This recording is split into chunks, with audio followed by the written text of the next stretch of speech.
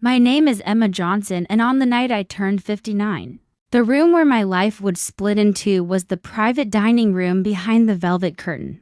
At Casa Aurelia, all amber light and soft jazz and a table set with golden chargers that caught every candle like coins about to be spent. I arrived late on purpose, letting them sit together for a few minutes without me, because I wanted to see them the way people are when they think they're not being watched. My son, Daniel, seated at the far end with his shoulders squared as if he were the one hosting. His wife, Ava, composed and luminous in a red dress the precise color of danger. My sister, Ruth, already halfway through a story. My brother-in-law, Peter, counting the breadsticks as if they were sins. And my granddaughter, Leela, doodling flowers that climbed the border of her kids' menu when I slid into my chair. Some version of myself smiled, lifted a water glass, said the expected things, allowed the waiter to pour something pale and celebratory into the flutes, and to drape a folded napkin across my lap as though I were a child. Ruth made a toast about resilience. Someone else, Ava, paired it with a fresh edition about new chapters. And I felt both seen and condescended too, which is the particular cocktail of middle age. A mixture of taking up space and apologizing for it. As the waiter retreated, a second figure appeared behind my right shoulder. A young woman in a black dress and sensible shoes, hair braided close to the skull, eyes like a warning bell. She didn't meet my gaze at first, just adjusted the candle so the light fell more on my face than the plates, and then, with a movement so swift it belonged to a world where people pass notes to save lives, she set down a folded scrap of paper by the base of my glass and, without a word, left as if she'd simply straightened the knife. My hand hovered over the paper in the way you hover over a sleeping baby, afraid to wake something. Laughter swelled, the cork popped somewhere. The band slid into an old Billie Holiday tune. I breathed once, twice, then opened the note. The handwriting was neat, almost schoolteacher careful, and the message held only 3 words, each punctured with urgency: don't drink that. I didn't ask who wrote it. I didn't look for the girl. I did not, in fact, look at anyone. I did what bodies do when they know more than the mind does. My fingers curled around the stem of my flute and, with the kind of clumsy grace that comes from decades of keeping peace at tables that burned under the tablecloth, I set my glass down and, as if reaching for the salt, switched it with the one beside me, Ava's. The movement was so small it was not even a movement, just a ripple across linen. My heart, meanwhile, became a bird that had flown into a house and couldn't find the door. I wondered, absurdly, if I was overreacting, if the note was meant for someone else. If it was some private joke among servers aimed at a colleague's poorly mixed mocktail. But the air around the glasses seemed to thicken, and something in me, the part that had listened to a husband's silences for 28 years, that had learned the heft of lies by the weight they put on the tongue, decided that later I could be embarrassed, but now I would be alive. To Emma, Ruth sang out again, unaware of the new geography of the drinks. She lifted her glass, everyone followed. Crystal chimed like tiny doors opening. I raised nothing, Mom, Daniel said, a question tucked into the single syllable. The way he'd done since he was 3 and couldn't find his left shoe. I'm pacing myself, I answered, smiling a smile I had inherited from my mother. The polite shield kind. Ava's eyes flicked to my untouched glass and then to the one before her. She hesitated just enough for me to catch it. Then she took a sip, no grimace, no tell. Just the delicate tilt and the return of the flute to the circle of condensation on the cloth. The band leader murmured something about requests. Plates arrived with artful smears. I could smell saffron from the kitchen, the buttery insistence of it. I could smell, somewhere under that, the iron scent of my own fear. I watched Ava casually lift her glass again. Watched Daniel's hand rest a moment on the back of her chair. Watched the heartbeat at her neck still, watched that stillness break. If I'm honest, if I peel away everything I have told myself about my daughter-in-law, her poise, her competence, the way she sometimes uses her kindness as currency, I must say this, I did not know, before that minute, whether I loved her. I don't even know if a mother-in-law is required to love. I knew I wanted my son happy, and he said he was. I knew Ava's family was the kind that mailed embossed invitations for even casual gatherings, and that my family, historically, was the sort that passed around a jar of store-bought frosting and called it dessert. I knew she and I maintained a truce built of compliments and secrets. We had exchanged recipes we would never cook and stories curated like museum tours. She had never told me anything I could hold like a stone. I had never told her anything that wasn't shiny on its face.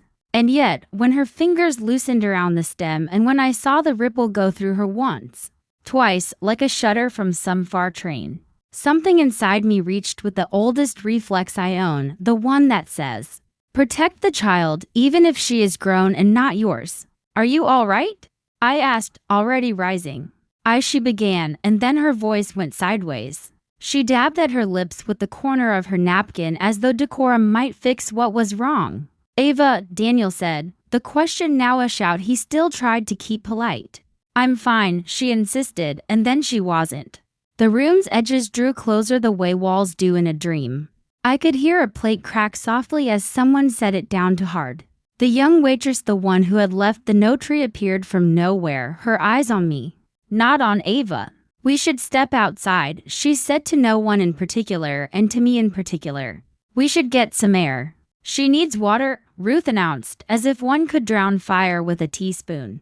I remember thinking that the body tells the truth long before the mouth will.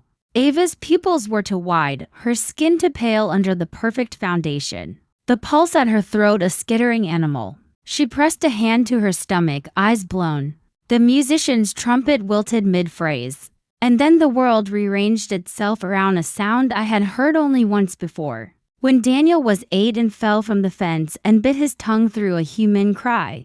That is mostly a refusal. In another life, this would be the moment a birthday became a fiasco. In this life, it was the minute my understanding of family dissolved like sugar and tea and then recrystallized into something sharp. Voices rose.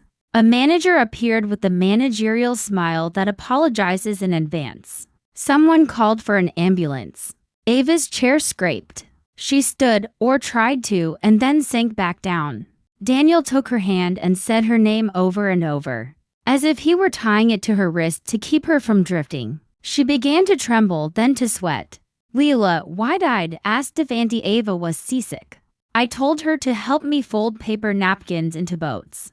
We made a small fleet, ridiculous and necessary. Within 5 minutes, the kind that swallow an hour, the dining room was both crowded and empty, full of help and devoid of help. The waitress leaned in close, not to me but to my ear, her breath cool with mint. "It was the flute at your place," she whispered. "The clear one. I saw someone swap it before you came back from the restroom. I had, in fact, gone to the restroom to look at my face and practice being the kind of woman who looks like she knows what she is doing." "Who?" I breathed. The girl shook her head, eyes flicking to the door, to the hallway, to Ava. "I'll explain," she said, "but not here." The paramedics arrived in a red hush. They asked the questions that line up like soldiers. What did she drink? What did she eat? Any allergies? Medications? Ava, fighting a fog, managed to say she felt dizzy, that her heart was racing, that her mouth tasted metallic. The lead medic's face remained professionally neutral, yet something in it hardened. He looked briefly at the glasses, then at me. Maybe because I was the only one in that room who wasn't pretending this was nothing. "We're going to take her in," he said, already lifting a cuff to measure pressure, already nodding as if to someone behind me. When they wheeled Ava away, Daniel went with her, his eyes asking me to do the impossible, keep the night normal while also making it safe. "I'll bring Leela home," I promised. "Call me every 10 minutes. He nodded, then nodded again because one nod didn't feel like enough. I watched them disappear down the corridor, followed by the smell of antiseptic from the medic's kit, and thought of all the times I had wished for a life less complicated. "Careful what you wish for," my mother used to say, not as a warning but as a prayer. When the room emptied, the waitress, her name tag read Marina, a name like water, led me to the service hallway where mop buckets gleamed like moons and the hum of the walk-in refrigerator sounded like a storm held at the edge of the world. Under the unsentimental fluorescent light, Marina looked younger or maybe just more human. "I'm sorry," she said, hands twisting in the apron. "I didn't know what else to do." "You did exactly the right thing," I answered, and meant it with the kind of gratitude that makes you want to kneel. "Tell me," I said. She took a breath that pulled her ribs wide and began. "I saw a woman, dark hair, navy blazer. She came in with a bouquet. Hostess thought she was with your party. She wasn't." She walked straight to the table like she knew it. She set the flowers down, then reached for the flute at the head chair. Zan poured something from a small bottle. I only saw the angle, the way the light bent in the glass. She moved fast. Then she switched the flute with the one beside it. She walked out as if she'd forgotten her phone. I followed, but she was gone. "Why didn't you tell the manager?" I asked. She flushed. "Because this place worries about liability more than people. He would have told me to mind my station. And because you looked like the only person who would believe me before it was too late." My hands were steady, my knees less so. I leaned against the wall and closed my eyes and saw Ava's red dress flaring like a flag. "Did you see her face?" "Barely," Marina said. "But there's a camera by the entrance. We might have her on it." I repeated, and the word felt like a rope thrown from a boat to someone still on shore. "Could you show me?" She nodded, then bit her lip. "I could lose my job." "I will make sure you don't," I said with a certainty I did not own. "And if you do, I'll make sure you have a better one." It was the sort of promise people make in films. Ridiculous and grand. But that night I had the sense money would soon be a sword I'd be forced to wield. Back at the table, Ruth had corralled the bill and the remains of decency. She asked a dozen questions and understood none of the answers. Peter made noises about lawsuits. Leela, whose boats now lined the bread plate, tugged my sleeve. "Grandma, will the boats know the way home?" "They will," I said. "They always do." I told Ruth to take Leela to my house and put her to bed. But Ruth began. "Please," I said, and she stopped for the first time in years. Because there is a sound a voice makes when it has crossed into the territory of command. When they left, I remained alone at a table for 8, as if the party had been a rehearsal for a play that no longer needed actors. I stared at the two flutes, hers and mine, now indistinguishable and touched, irrationally. The rim of the one in front of me, as if it were the lip of a well. The manager approached, a performance of concern ranged on his features. "We'll comp the night," he said. "We certainly hope your family member is all right." "She is my family member," I answered. "And I don't want your comp, I want your footage." He started to refuse. I told him about inspectors and social media and lawyers with appetites. The footage materialized in the dim office that smelled faintly of toner and ambition. We watched the entrance camera together, me, Marina, the manager, a security guard who looked like he'd been summoned from sleep. The tape showed our party arriving, the tumble of coats, the kiss-on-cheek choreography. It also showed, at 7:12 p.m., a woman entering alone with a bouquet of lilies. She moved with a confidence that announced she was off and obeyed. She wore the navy blazer Marina had described. The camera angle caught only half her face as she tilted to sign the guest book she did not sign. The manager paused, zoomed. Her jaw was a clean blade. Her hair, a glossy sheet. There was something familiar in the set of her shoulders that I could not place. She walked not toward the hostess stand but parallel to it, along the wall. The feed from the dining room camera, one none of us had remembered existed, showed the private room in a sweep. At 7:14, the woman slipped inside. The host had stepped away. She set the bouquet down, reached into her blazer, and produced a small vial, clear. She tilted it over the flute at the head seat. A few drops fell, invisible except for the light's brief seizure within them. She switched the flute with the next. Her hands were efficient. She picked up a place card, glanced at it, placed it back. She left. The entire action took less than 10 seconds. The camera captured her face more fully as she turned. I leaned in, the way you lean into a confession. The woman looked up, to no one. The image resolved. And I felt something inside me reorder itself into a new map. I knew her, the first time I met her. She had been crying in a bathroom at a charity gala. sharing a mirror with me while she said into her phone, "He doesn't get to do this to me again." The second time, she was laughing on a rooftop, drink in hand, at a story I didn't find funny. The third time, she stood at my son's wedding 2 years before, wearing a dress that tried too hard. Her name was Lydia Cross, and she had once been Daniel's girlfriend.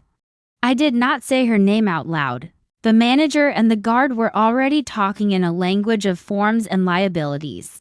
And Marina, dear Marina, was watching my face the way a person watches the tide decide if it will claim a child. I only said, "Make copies of that," and the manager, who until then had mistaken me for a woman accustomed to being appeased, understood that I was a woman accustomed to being obeyed. He cued the export, scrolled, burned, checked the timestamp as if the truth could be a formatting error. When the thumb drive cooled in my palm, I felt as if I'd pressed my hand to a brand.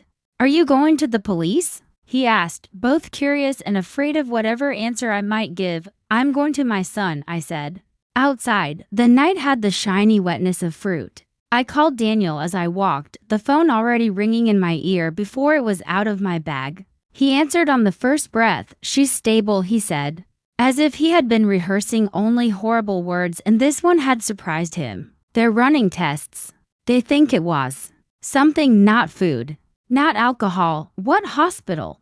he told me. I told the valet to keep the car. I flagged a cab with the same hand that had caught every falling plate of my life. Marina ran after me with a wool coat I hadn't known I'd left on my chair.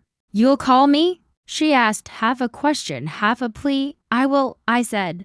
"And thank you." On the ride over, the city was a sheet of notes I couldn't read fast enough. I thought of Ava the first time I met her. How she rubbed the inside of her wrist when she was nervous.